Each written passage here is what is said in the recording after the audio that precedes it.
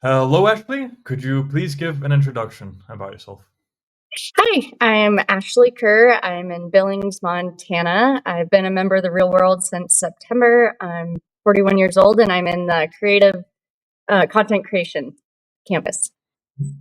CC plus AI. Okay, so since September, which is a fairly short amount of time, September 2024, is that Ye- correct? Yes, that's correct. No. So let's start with what led up to you joining. What made you make that decision? I've I've been watch. I'm pretty in tune with politics, and I'm on Rumble and that kind of stuff quite a bit. And I've been a fan of the Tate brothers for a while, and always catch their streams. And once I really got on with X, I started seeing the advertisements for the Real World, and was really intrigued with not only what they were selling, but the quality of the marketing and how engaging it was, and how you just kept wanting to go back to it. And once I kind of did some more research, I was like, well, if I can get in this campus and learn how to market and advertise and take my marketing and advertising to the next level, what's it going to hurt? After about 2 weeks of watching the ads, I finally decided to pull the trigger. Okay, so it sounds like wasn't too hard of a decision. Eventually, you joined to check it out for yourself, and then was the CC plus AI campus the very first campus you got into, or did you try other campuses? I kind of looked at them all, but when I joined, I really had a laser focus on the CC plus AI campus. I've already been in my current business is equine sales and marketing, and I've been wanting to upgrade that and learn how to use Premiere Pro and the other editing software, and really using AI to better my skills. But after scrolling in hours of YouTube universities and getting lost and getting inconsistent teaching, I was just kind of stuck. And so I really dived in there. And once I got a hold of Pope's lessons and just started drilling down and learning, it completely changed the level of my production. Mhm. Let's get into that some more then. What was the process like to actually learn video editing? Is it something that came natural, or was it harder to do? What did you do to actually improve? Just what was the whole process there? I'm self-taught in a lot of things. And so once I was in the corporate world for quite a few years, worked for Remington Firearms for 14 years. And in that, I got into press relations and marketing and kind of learned how to storyboard and get in there. But that was mostly behind the scenes and with bigger marketing companies where I was just kind of following and learning a little bit. But it really gave me that bug. And so when I started out on my own, I just started figuring stuff out and learning on my own, and never taking the time to fully dive in and treat it like a school, something and a skill. And once I got in there with the Real World and with Pope and those lessons, he breaks it down easily, where you don't have all the fluff, but it's very, trying to think the right word here, direct and easy to understand. But also, he's not just teaching you how to edit, he's teaching you how to edit for your audience and how to get that engagement and how to be creative and use your own mind. And that's huge, and that's what's missing from all these YouTube universities and online. Here's 5 classes for a little bit of money. I mean, for $50, I figured what was the hurt? I could go on for a month and figure it out. But I immediately just jumped right in and did the heroes year, and glad I did. And will constantly be re-upping. Amazing.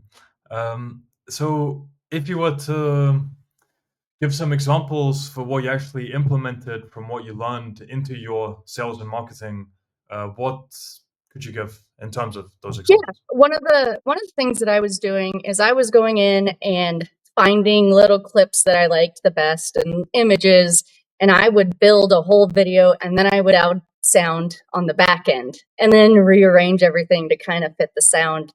And once I got in there, it was a pretty big light bulb, one of the first things, and kind of like a no shit Sherlock, that you need to pick your music first, and you need to put your markers for the beats and when you need those transitions, and you need the music is what's going to invoke emotions, and it's what's going to lead you up to that hook, to that call to action.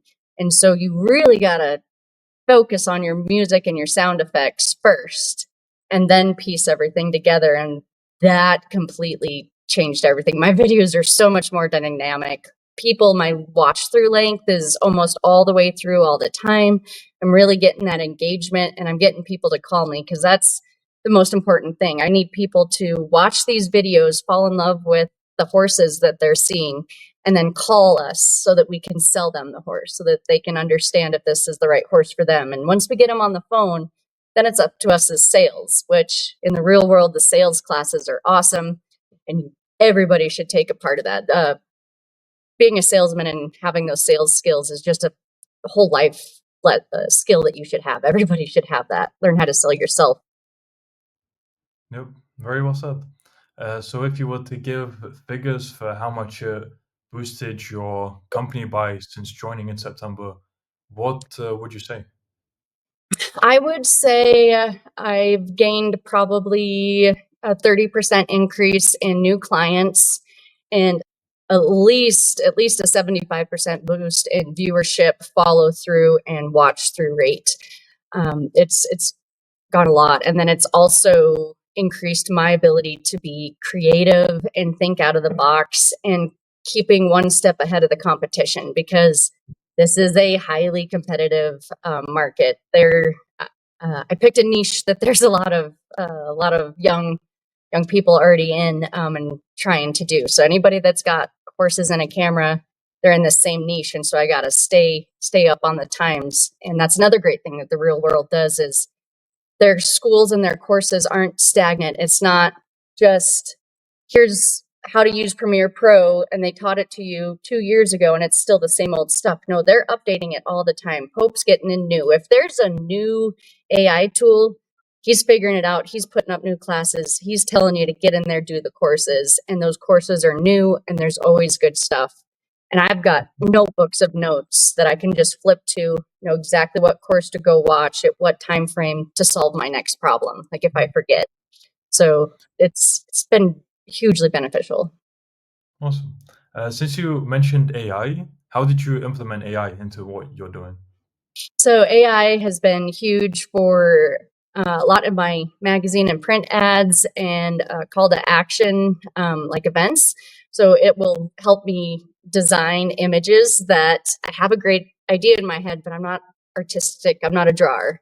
And so being able to use AI to help make those images, also to come up with marketing ideas. I run a few Facebook pages for other companies, and trying to come up with 4 or 5 different posts every day for 3 or 4 different pages can be a little bit overwhelming. But when you implement and you start teaching these language models what you're looking for, what you need every day, and once you educate it and teach it correctly, it will write those posts for you and give you a great, you could say, I would like a 30-day plan of posts, and it'll give you 30 ideas.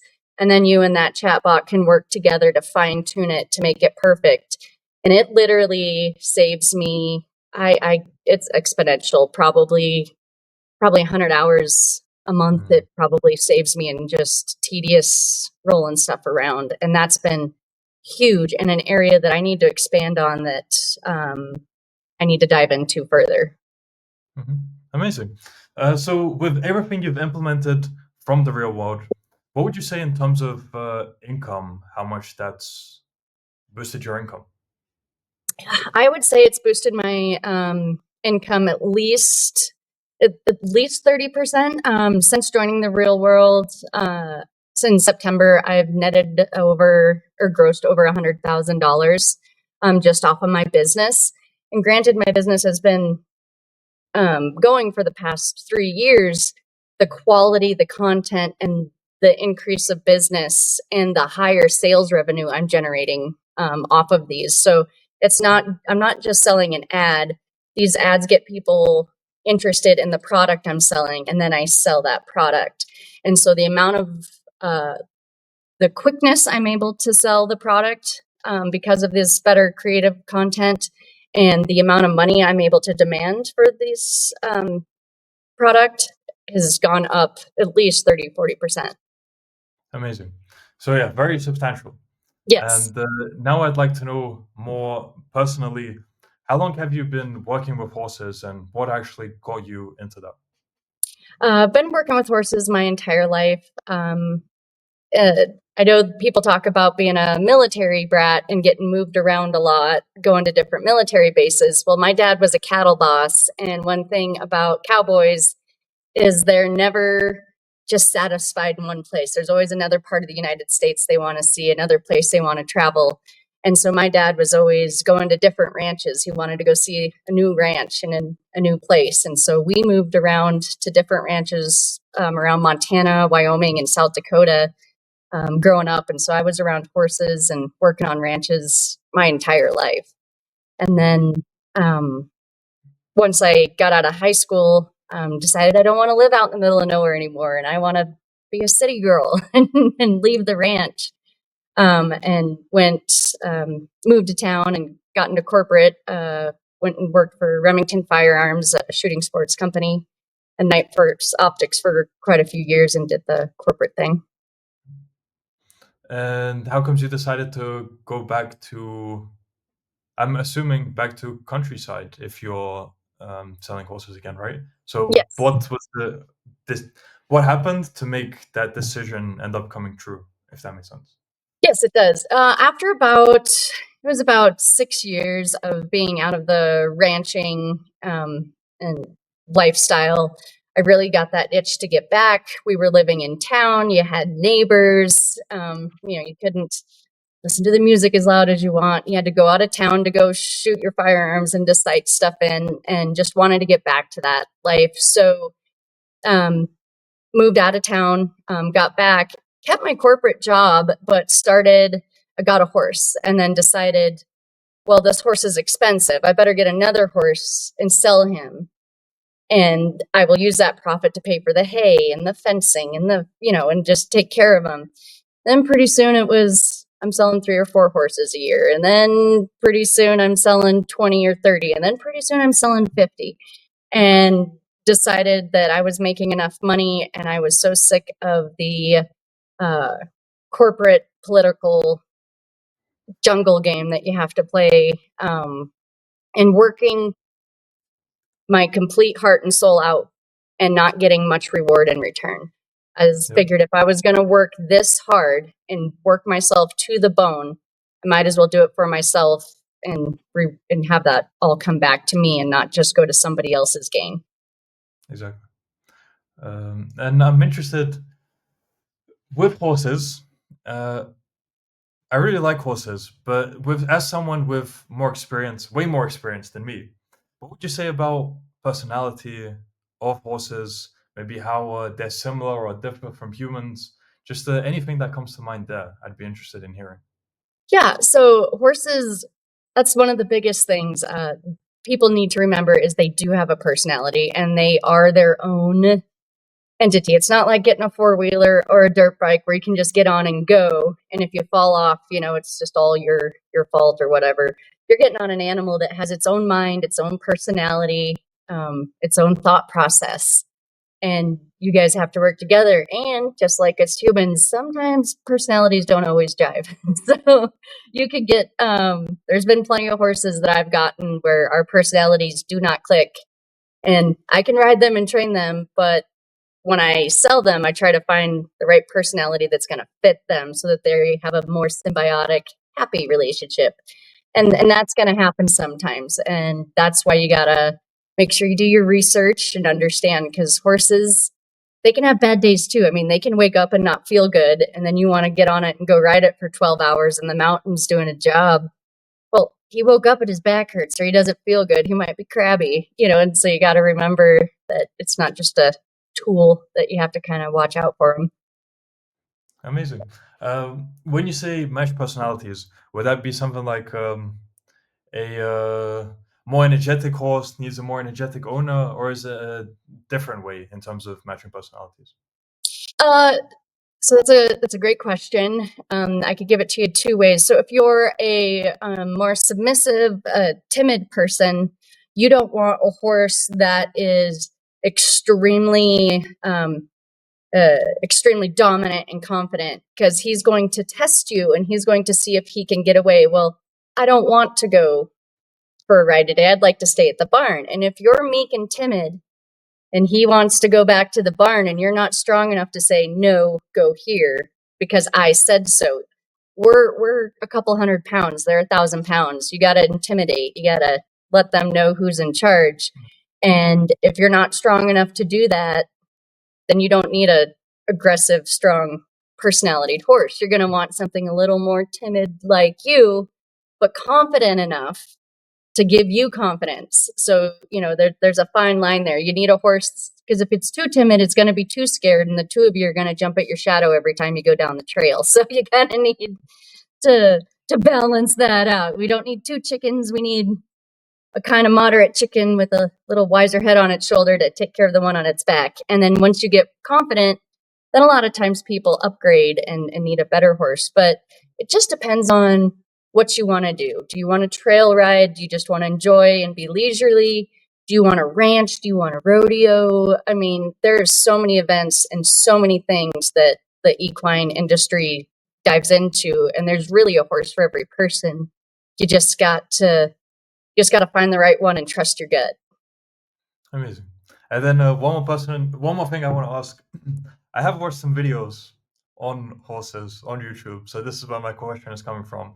I've seen some horses which supposedly maybe don't want to work or be ridden. Probably lazy is the wrong word for it, but for those that just don't have much of a desire to do much, is there anything that can actually be changed to give them that desire back? Or is that just a type of horse and they'll always be that way?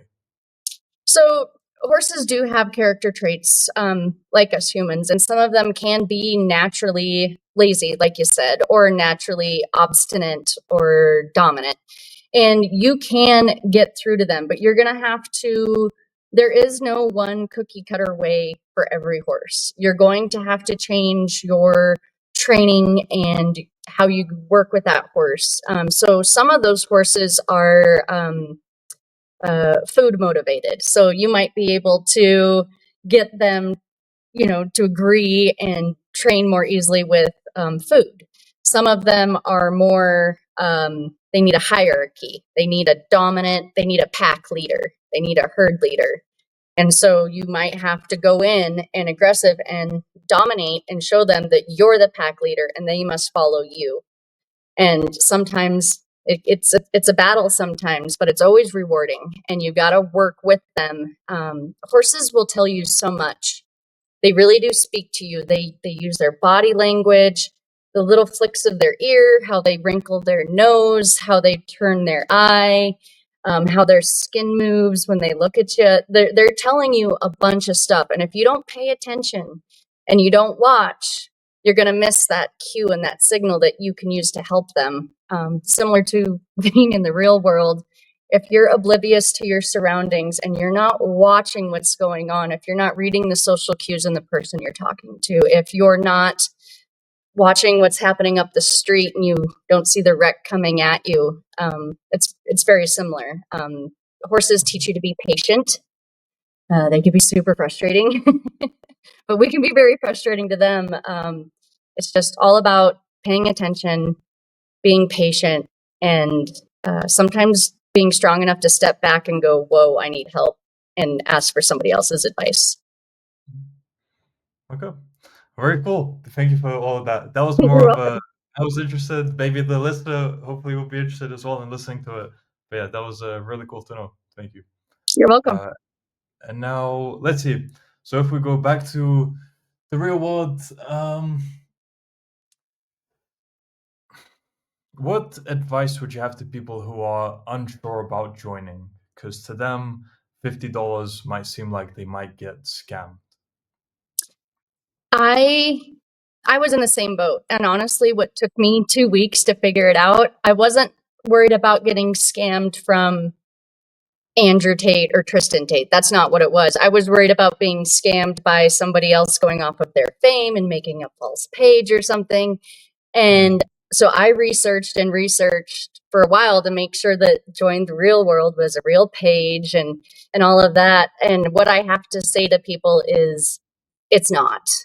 And I understand you doing that work and doing that research, and it's smart to do that research. But what I'm telling you is it's worth it. Don't be afraid. If you can, do the Heroes Year, sign up, make the commitment. Not only is it, it'll save you a little money, but the biggest thing is you're locked in for a year. You need to go. You've spent a good chunk of money to be committed to this for a year. Log on every day. Even if you don't have time to do a course or a class, log on, talk to the community, talk to your fellows, because you're only going to change if you hang out and learn from the right type of people you want to be.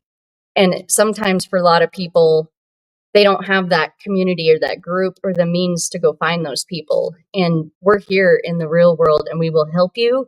And it's a great community and you will have that backing where you may not have it at home or in your community. And it's worth it. It's not a scam. It's there's so much knowledge. Like I'm hoping to take a vacation from my work just so I can spend a whole week submerged in the real world courses and not have to do work and just do school, school, school. Awesome. So since you're on this trajectory now on this path, what plans do you have for your future, whether it's personal or with the work you're doing? If you were to break it down short term, medium term, long term, what would you say? The biggest things I want to get more of a um, marketing sales firm for my equine business. Right now, it's a lot of word of mouth. Almost all of my clients are repeat offenders, word of mouth, people seeing what's going good, people watching my videos and going, could you do that for me?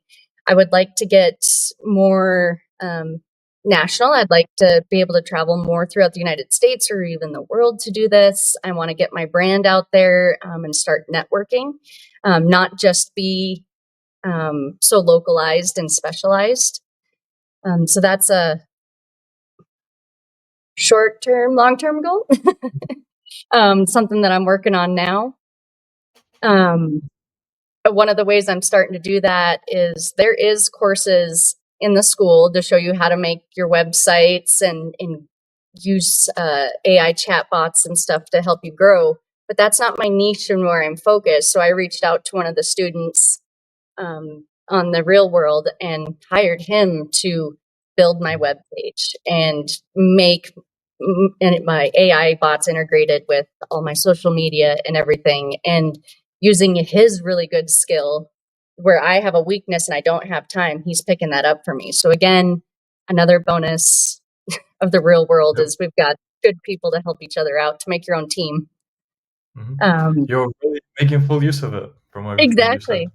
Yes. Yes. Mhm. And Um, what would the traveling be like? And do you actually do anything on YouTube of your own, like around horses? Because maybe that would be a way to potentially expand personal brand in a way. that could be, and I have kind of thought and played around with that a little bit. I do use YouTube to post my long form sales videos, so a lot of my um, we'll do YouTube videos on there. All my long form sales videos. I have thought about doing maybe some tutorials, like how to set a horse up to take those photography shots, or if you've got a horse like you were saying that's difficult, doesn't want to work, here's some tips and tricks for that. I've thought about doing that, and I guess the biggest thing that's hindered me is an excuse that I've got all these videos to make for clients, I don't have time to do my own. But I think it's also probably a little bit of nervousness that might flop, but that's okay, I'll learn. So Uh, I personally would watch them. It's even though I don't have a horse, I was watching them, so it would be interesting for people to know because there seems to be quite a lack of information in general just about horses and with people. Let's see, um, with people wanting more freedom and realizing maybe the path they've been on, whether it's been corporate or anything else, that it isn't the right path, that there are other ways to go about living life. I think freedom, I kind of associate to horses in a way, because when you think about horses, you think countryside, mountains, riding them like free. So yeah, I don't know. To me, just It- it would make sense. That was a yeah, bit of a ramble, but there you go. no, but that is you're very spot on and you're very right. One of the most amazing things about the horses is when you're riding them, especially out in rugged terrain and country, all of this noise in your head, all of the I have to do this, I have to do that, this deadline, you can't be in there. It has to be turned off and you have to be focused on just you and that animal. And it is so freeing, especially I can't quite explain to you what it's like to be out on the prairie in the morning where you got steam coming up from the grass, you're riding through sagebrush, the sun's coming up, and you're galloping across that pasture as the sun's coming up. Like it's just all you, nature. You're not thinking about everything. It's one of the most rewarding, freeing, amazing feelings in the world. And if you're thinking about your deadline or this or that, you might miss the horse's ear, look over here and go, oh, coyote, and you might forget the coyote and you're not paying attention to stuff and pretty soon you've got a rodeo and you hit the dirt. So horses do free your mind and give you that freedom to turn off the world and focus on this moment. Beautiful. And now, for people who want to find out more about you or contact you, where could they do so? So my Facebook page is Ash Livestock Marketing, and you can find us there on Facebook or Instagram. And Ash Creative Media is our new webpage that we just launched this week, and that'll show you all of our packages and prices for photography. There's also any of the images that I've taken of horses you can purchase there as well. And we'd love to have you guys visit. So we'll add that to the description of the video, so anyone who's interested, check in the Sure. description. And yeah, Ashley, been great speaking to you. Been a quite unique interview for me, because I don't think I've interviewed anyone else who works with horses. So it was interesting for me to ask those questions, and I hope other people found value from it as well. And I'm sure with the trajectory you're on, you'll continue scaling. With some really cool things you said for plans for the future. So potentially we could do a follow up at some point to get your progress on that, get a progress update on how that's going. And yeah, until I would then, love I that. wish you all the best. Thank you so much. You too. Have a great day.